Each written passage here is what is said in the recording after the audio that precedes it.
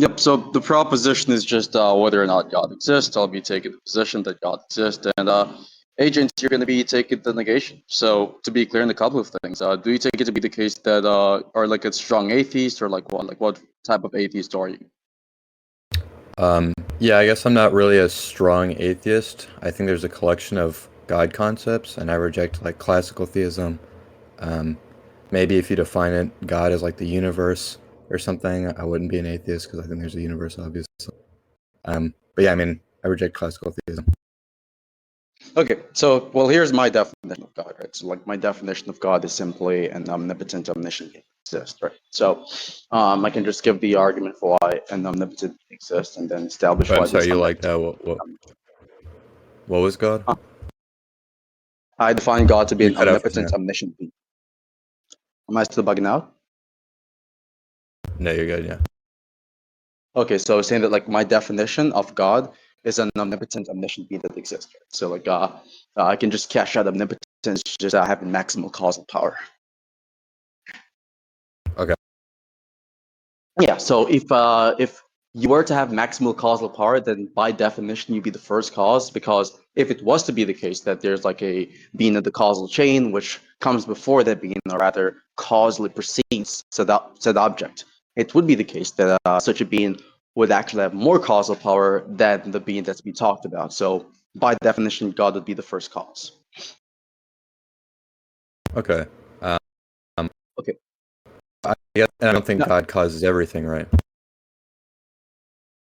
no, I think God causes everything. Um, okay. Like indirectly, or Yeah. okay, I see.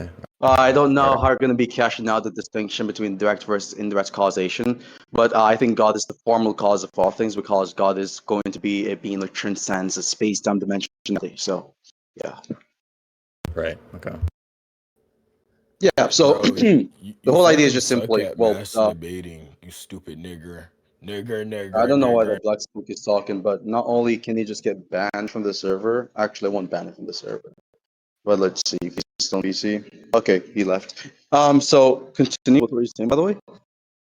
No, I mean it was cleared up.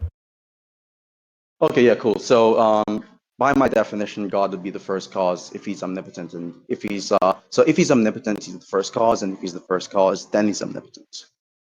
This, given my definition of omnipotence. If wait, sorry, you said that there's a biconditional, so if you're the first cause, then you're Yep. also omnipotent.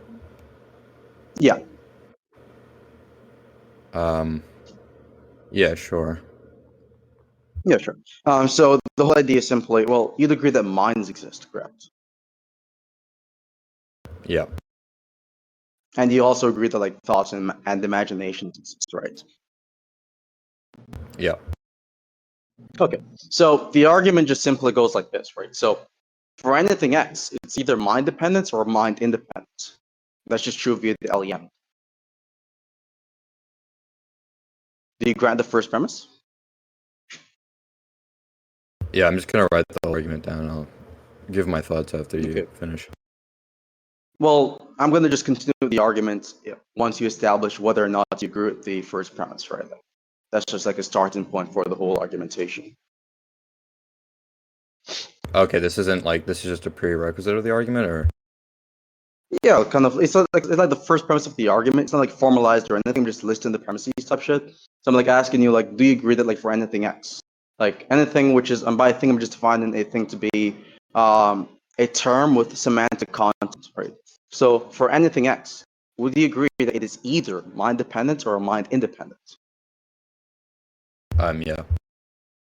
Okay, so considering you agree with this, right?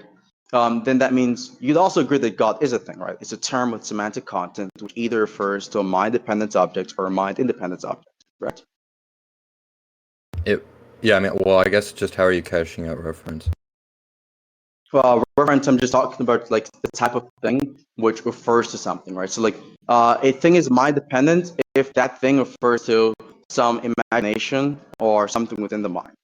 A thing is mind independent if it not only refers to something within the mind, which is like the semantical content, but it also has an external it also has like an external world counterpart insofar as there's something which instantiates the concept in the external world, right? So those are the conditions for something to be independent and mind independence, respectively.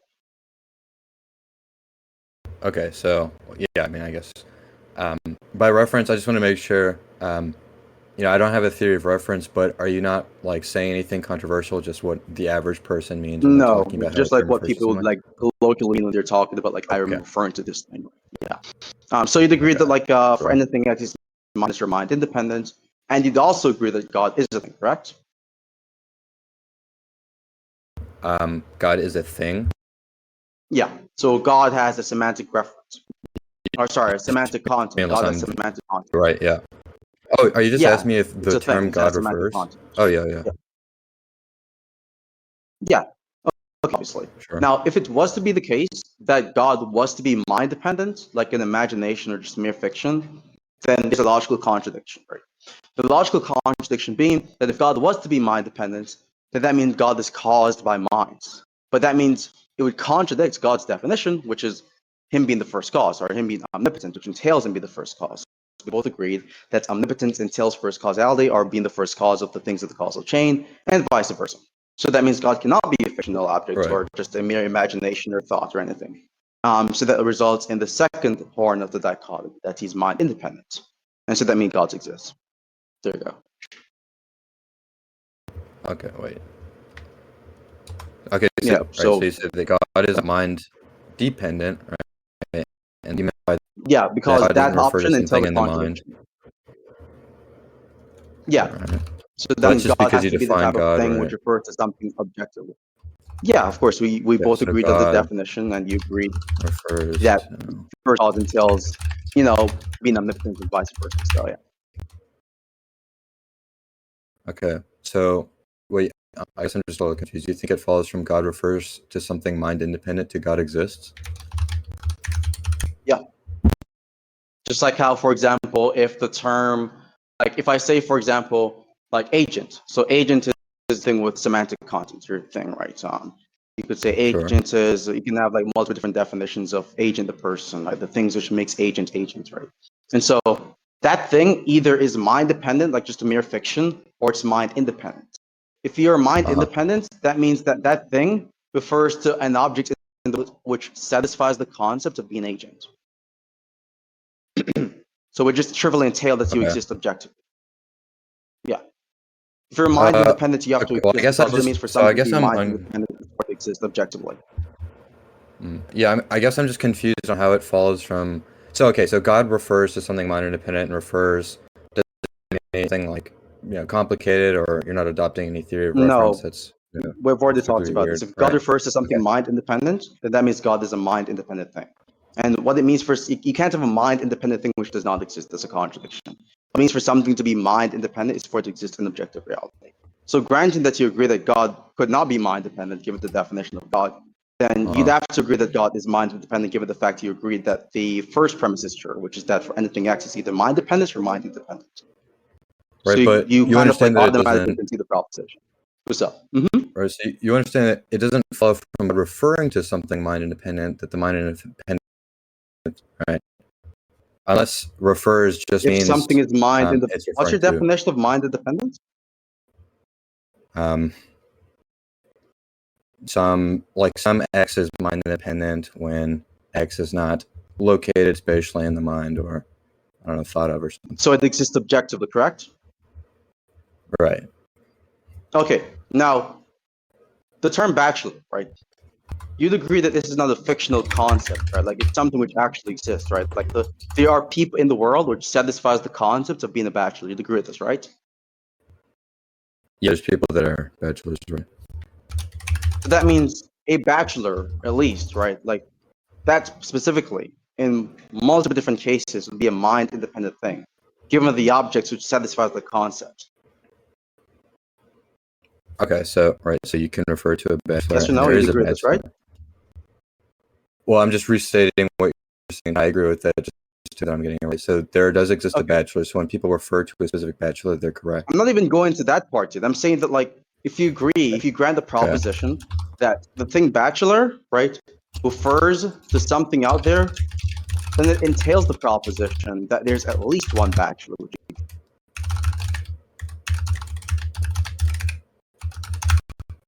Right. Yeah. I mean, I don't really see that inference. Yeah. Here, I can You don't think it is actually the lay it case out with that an if something, example. well, it just just real follows quick, from even your so own that you can conception, right? understand. Sorry. Sure. Okay. Well, Yeah. it follows from So your own if conceptions, right? You define the, hold on, real quickly. uh You define the mind-independent thing to be the type of thing which exists objectively, and you also said specifically that it is the case that a thing which is mind-independent would be referring to something out there which instantiates it.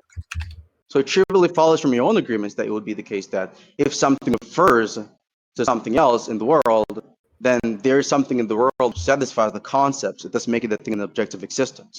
Same logic applies here. You agree that God, which is a thing, refers to something out there, which is why you agree that he's mind independent as an object. And so it trivially follows that Right. there's a thing out there in the world which satisfies the God concept.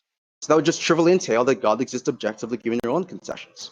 So is mind? So okay, just to be clear, is mind independent something that's defined as an thing? Like you're just defining something that's mind independent if it's existing. You said what? Something is mind dependent if were it to, or sorry, not were to it exist. A mind independent thing is something that both exists and is objective. Oh, sorry, Because then I I was might like have a listening to problem with. something. What are you saying? I'm asking, mind independent just defined as something that both exists and is objective? What it means for something to be objective is for it to include the property of existence, like it exists. Okay, so something is objective if it exists. Not just if it exists, but if it exists in the Right. sense where it is not dependent on mind. And yeah, right, and it's not dependent on mind. Well, okay, so then you define objective that exists. Yeah, well, okay, but then you could do this for like anything, right? So if I cash out a unicorn No, as something with, sure you can. If I get a unicorn as something with conditions like it's a horse, it's pink, it's magic, and it's got a horn, right? And then that refers to something. And if a unicorn were to exist, it would be mind independent. That has nothing to do with like your thoughts or anything. And the term does refer, and referring does not entail it exists, unless you think it does. Then I think it does. you could Yeah. use the same line of reasoning.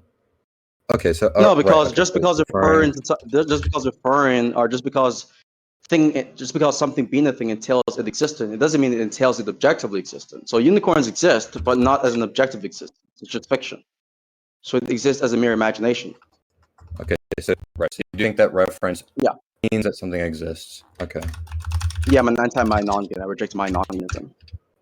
Right. Okay. Well, yeah. I mean, I guess just why I think that God refers now, and that definition of reference, or I guess that condition reference. Sorry. Yeah, but even if it is the case, like Gatfaint is saying, like a better definition of objective, which is stance independent, the argument still goes through, regardless of whether you're talking about stance independence or mind independence, right? But just to address your point, really, agent, I'm saying specifically that the unicorn example doesn't work, right? Like the idea of there being this sort of like if you say, for example, a unicorn is this sort of like object with a horn, like a horse with a horn, for example, who can fly or whatever like that. That definition specifically does not entail that it exists objectively. It exists, but not objectively, because there's a possibility it could be mind dependent. It doesn't follow from the definition of a unicorn that it cannot be mind dependent. However, it follows from the definition of God that it could not be mind dependent. So that's not a possibility. Well, surely horses. If I define it as a horse-like creature that's magical and has a horn, none of that means that it's mind dependent, right? I agree, but it doesn't mean it's mind independent. Right. Well, Yeah. if So that there means was a creature that means that the looks, unicorn example doesn't work.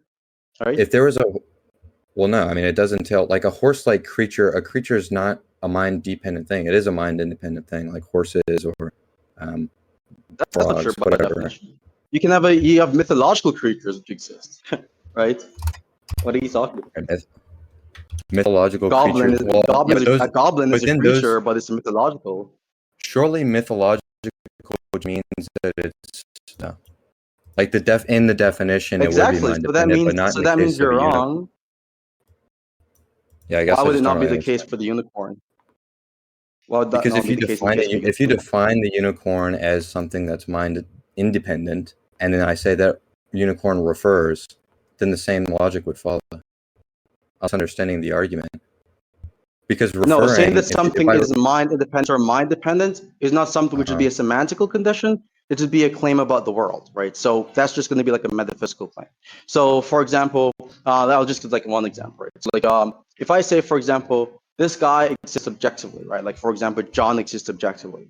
It is not the case that objective existence or subjective existence is going to be a semantical property. That's going to be a claim which you derive based off the facts about the concept and the empirical world, for example, right? right. So you're just committed in the category error. Like you're just basically committed in the category error when you're going to be saying that. And Well, also in the case of the what's up? Go for it. Well, no, it's just so you're trying to infer from God's properties as the definition to this, but there's no. Is there empirical work going on there as well? No, I never said empirical works is the only condition for it to basically make metaphysical claims. You can make metaphysical claims about what exists objectively without it being something which is grounded empirically. Okay, can you just define it as something that exists? I'm not defining God as something that exists. I'm saying given the concepts of given like my meta ontology or my formal ontology and give what the thing actually is, for anything X, it exists. But it doesn't have to exist objectively, it can exist in the fictional sense. Okay, so I guess how are you jumping? So okay, that formal ontology is fine. How are you jumping from that, right? And then God is defined as something with the additions to this, the reference, and then yeah, I mean we have to go back to that.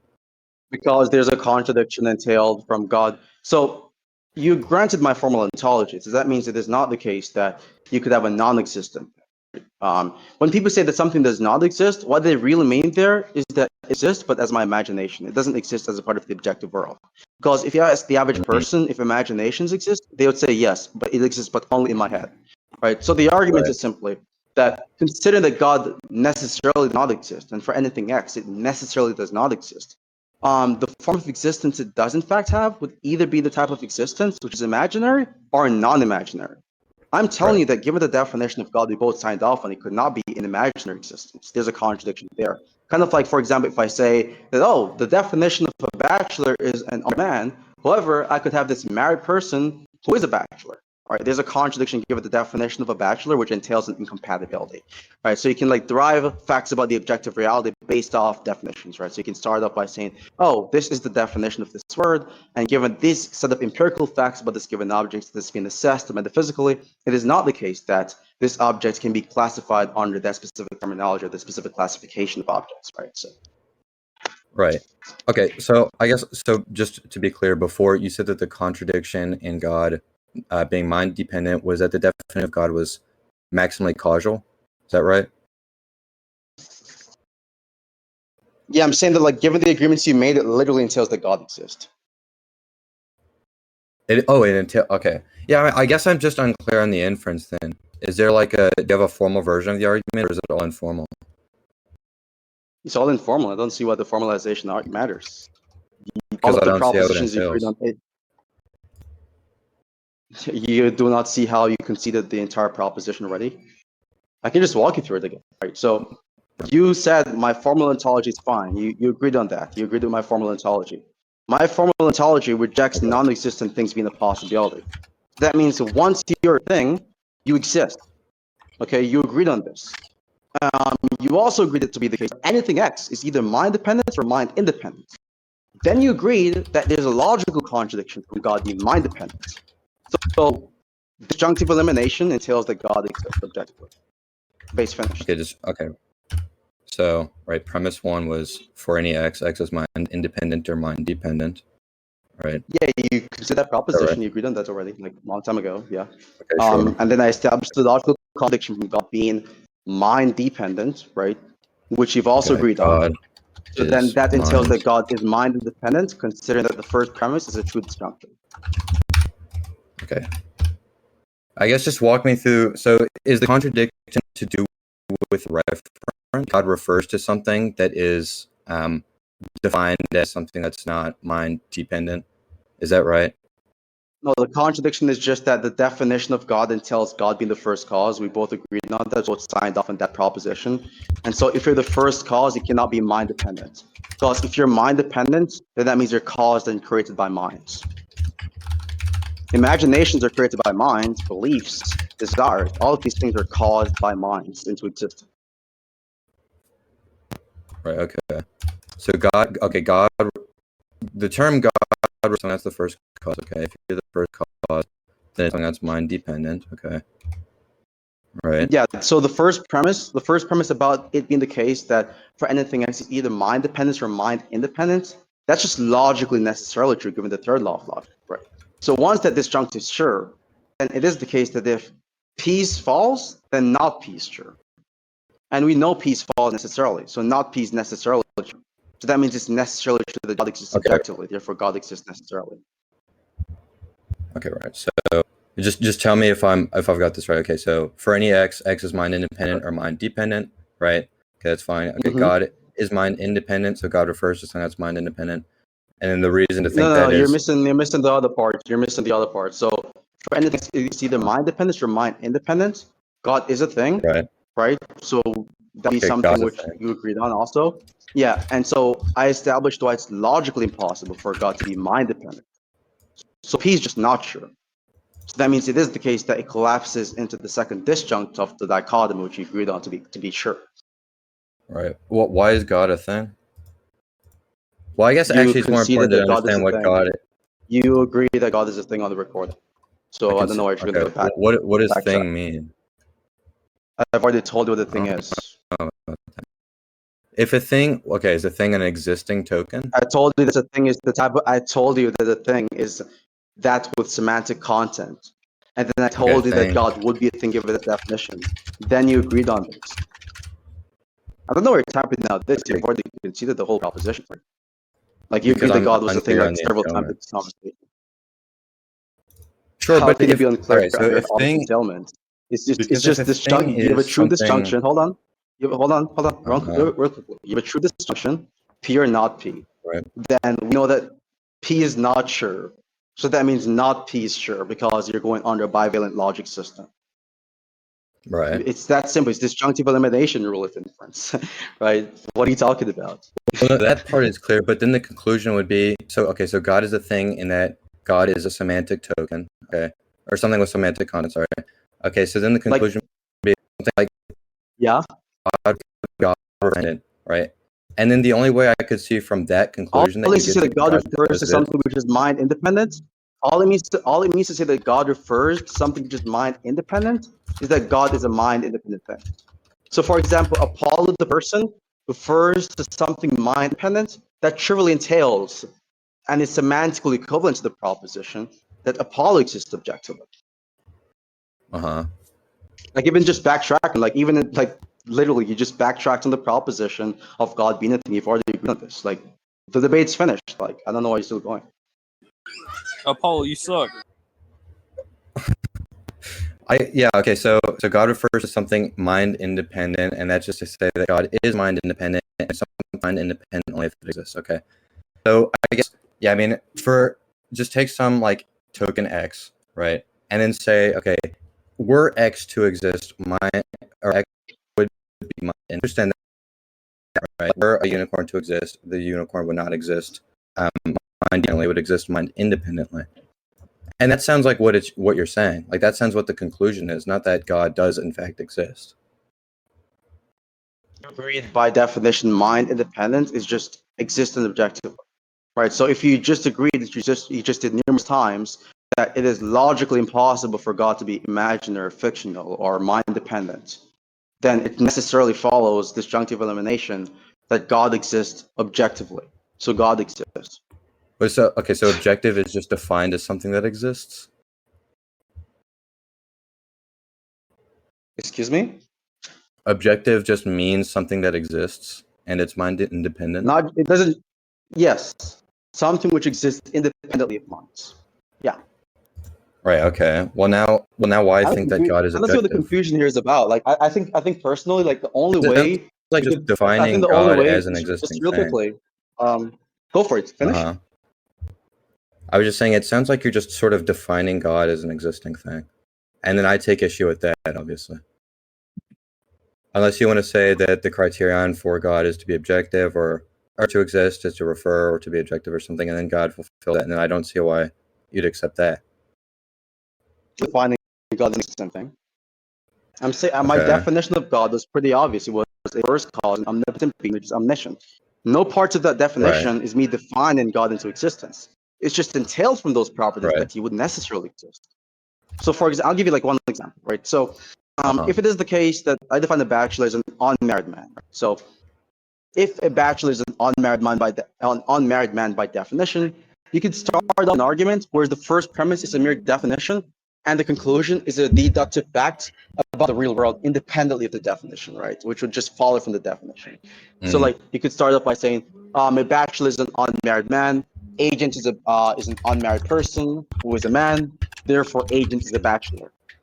And in that deductive argument, the first premise is a argument, or so the first premise is a proposition, which is just a fact about the definition. Right. Okay, so a bachelor is an unmarried man, an agent is an unmarried man. So are you saying that then exists some bachelor? Yeah, so what I'm saying here simply, all I'm saying here simply that you can establish a definition of a word, and then you can use necessary facts about a different object to demonstrate why, necessarily speaking, that object satisfies the semantic conditions from that definition. The same logic applies here, right? So I have a specific definition of what it means for some given being to be a thing, to be mind-dependent, to be mind-independent, to be omnipotent, omniscient, all of that stuff, right? And so given those definitions, I can just look at the conceptual facts about God and then make a metaphysical deduction that God didn't necessarily exist without defining them into existence directly, right? Right. Well, okay, so what's the object? Okay, so in the bachelor example, you said I'm the unmarried man. Is there like an object that you're picking up in the world that satisfies the conditions of being That would be omnipotent? you, yeah, that would be you. Right, well, Yeah, that's the no, second premise. sorry, in that example, right, no, I'm saying, in the God case, are you picking out an object that's omnipotent and omniscient in the real world? Yeah, I just explained it over and over, right? And how I'm picking out that object, how I'm going to determine that object's existence in the real world is just going to be based off a priori conceptual analysis, right? It's not going to be something which is empirically observed. In fact, if these are to be true, we would expect that we would not see empirical data which suggests that God exists directly. Okay. So a priori, are you saying that a priori look at some object? No, not that I locate an object, but that I deduce that an object exists, which is different. God is not located in like space-time dimensionality, so that's a category. Okay, a priori you deduce that omnipotent, and then you just relate those conditions to God.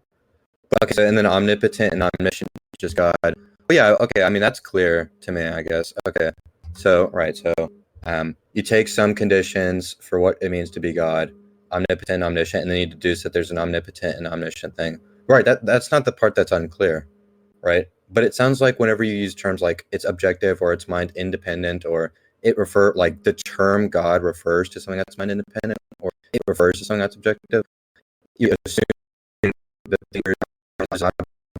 no, it's not an assumption, right?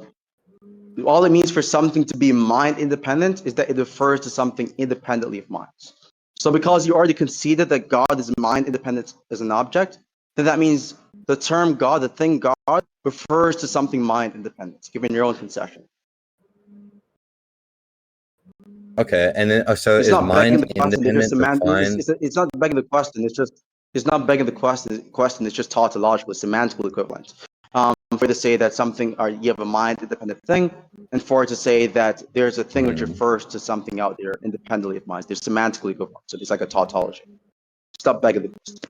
It's like saying A equals A begs the question. It does not. Well, yeah, I mean, I don't think that's where I'm getting caught up. So it sounds so is mind independent something where it's mind independent, like, or God would be mind independent, or actually anything, right? So any X would be mind independent, where mind independent that exists, or is it something that's like, if it were it to exist, right? Like, were a unicorn to exist, it would be mind independent. A necessary condition for something to be mind independent is for it to exist, but it's not a sufficient condition. The reason being that you can have things to exist which are not mind independent. Well, yeah, I mean, Yeah, I understand. This Like isn't you the would part you also should have be to worried be about. independent of the mind, right? Yeah, but this isn't the part of the argument you should be worried about, right? Like this is like irrelevant, right? I'm not sure. Well, I mean, this is just What where you'd I'm have to getting do, caught up. I'll just give you. Hold on, I'm not trying to be that guy, but I'll just give you like a small pro tip.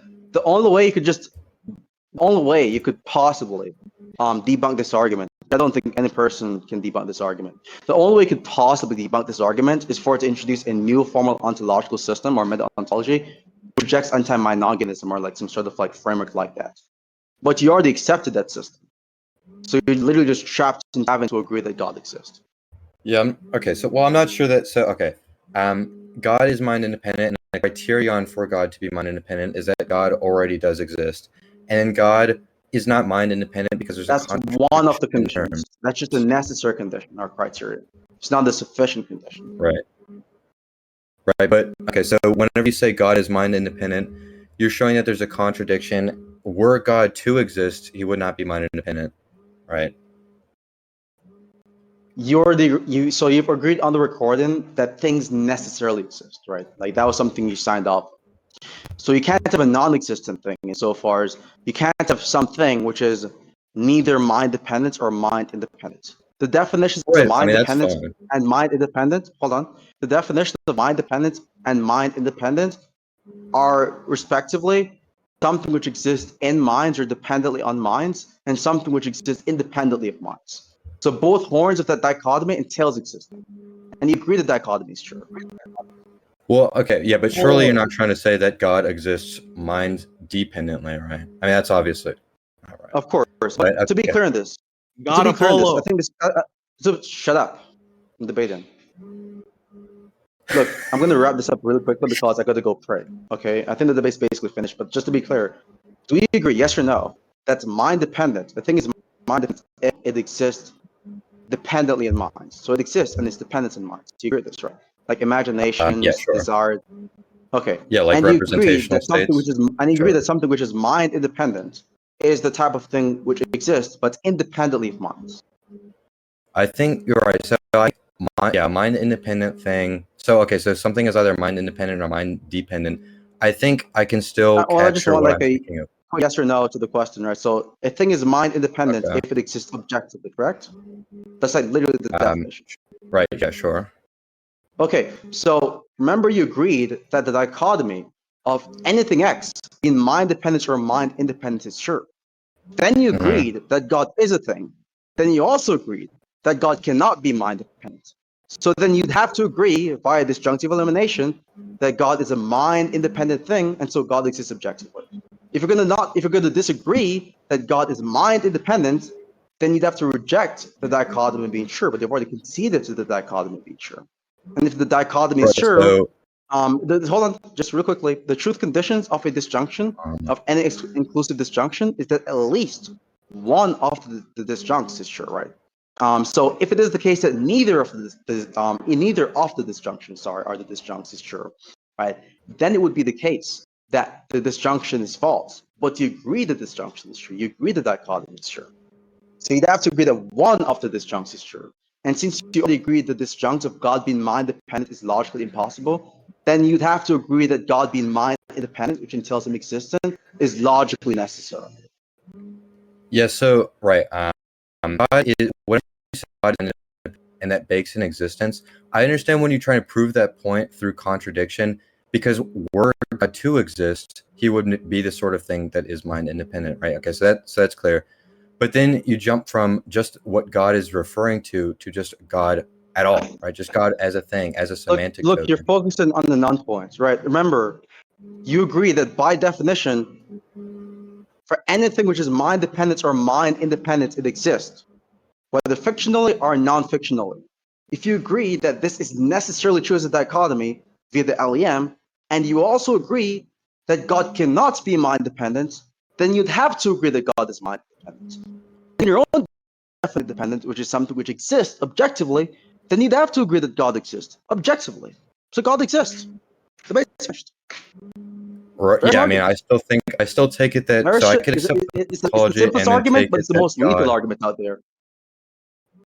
Yeah, so I still think that I can take it as God as a semantic token is mind dependent, and refers to something that exists as a mind dependent token, like a unicorn or any other mythological creature, and it also I accepts already that told you were that you God cannot. to I'm exist already in a told mind that those. independent way. The definition of unicorn does not entail it existing objectively, because the definition of unicorn is compatible with it being mind dependent. And if you're going to say that it exists, if you're going to bake into the definition that it is mind independent, that's be a carrot, because mind independence and mind dependence is the types of things which are compatible with definitions. They're metaphysical propositions, which we deduce from and now analyzing the relevant data from the conceptual assessment of a given concept. So that Yeah, I argument mean, doesn't okay, work so either. Look, agent. Just to be clear, because I'm going to go pray real quickly. I've already anticipated all these objections. Like I know he's like this is not unique. I know you've given this objection. It just doesn't work. yeah, I don't know. I guess I don't know what to do whenever you repeat that over and over. No, I'm just kidding. Yeah, okay, so I guess Well, you don't know what to do, irrespective of whether repeat here's that. maybe like So. here's maybe an intuition pump, right? Okay, so take it that I define Shmad as, I don't know, like a uniquely omnipotent and not omniscient thing, right? Okay, and then it follows from the definition of Shmad that he's not mind dependent, That's a right? Because an contradiction. omnipotent thing, a mind. Yeah, this is just a Sorry. contradiction.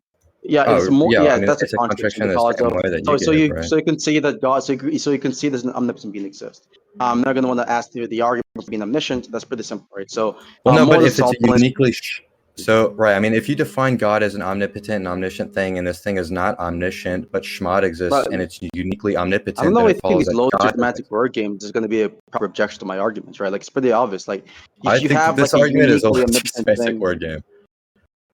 No, I'm saying your objections are low tier, right? So all I'm saying here is simply that if you're going to say, okay, you have small, for example, which is a uniquely omnipotent thing, which is not omniscient, right? That's just a Sure. contradiction given the real world facts, right? Because given the real world facts, it is far more expected under the hypothesis of something being omnipotent that it would be necessarily omniscient. Wait, but okay, so maybe it's less plausible, right, or less likely, or something, or it's less expected. But it just follows logically, given your formal ontology, that Shema does exist. No, it doesn't. Well, wait, okay, so I guess Because let me there's a just ask you the contradiction. same There's a questions. contradiction. No, because there's a contradiction in there being more than one first causes. That's logically contradictory given my conceptual analysis. Wait, but So that means if it's uniquely omnipotent, then it's only first cause. There's not another first if cause. it's uniquely omnipotent, then it would be the case that if you're going to say that being exists, but at the same time the being of an omnipotent, omniscient being exists, there would be a contradiction. And the reason why there would be a contradiction is Wait, but if because you're committed an to that, omnipotent. then I'm still talking. I'm still talking. I'm okay, still talking. The reason sure. the contradiction is because an omnipotent being is ontologically independent, meaning that it is not going to be the types of things which is asymmetrically dependent on metaphysical properties like that. And if it's the case that there are two beings like that, the differentiating property between these two beings, by definition, would contradict it being ontologically independent. So that means it All right, leaves so you I guess open to just agree that one of these two beings exists. And the evidence favors uh, my being existent than your being. So that doesn't so work. wait, what's the evidence that favors your being existing? Because it sounds like you'd be That's logic. So easy. it sounds Here's like the it's evidence. logically Yeah, here's entailed. the evidence, right? Okay. Here's the evidence. Gotta go soon.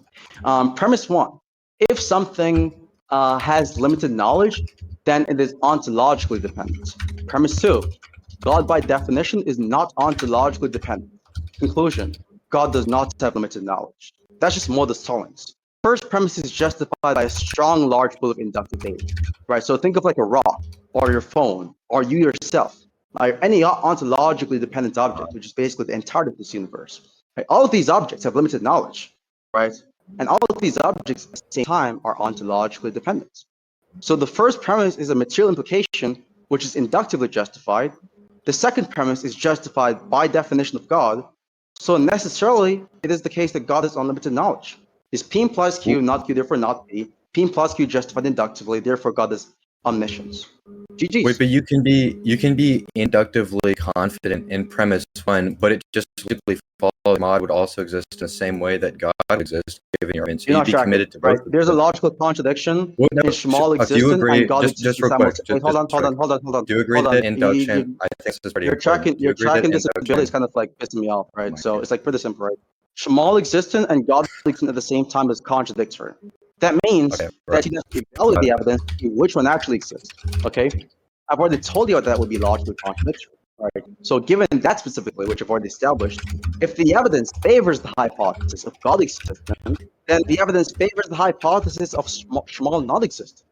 And so it would not be the case that Schmal exists, even if you try to play semantic word games and define Schmal into existence, as you like to Right. call it. So, right. I mean, I agree that it's logically contradictory, but I think that you would be committed to given the same given it's logically valid.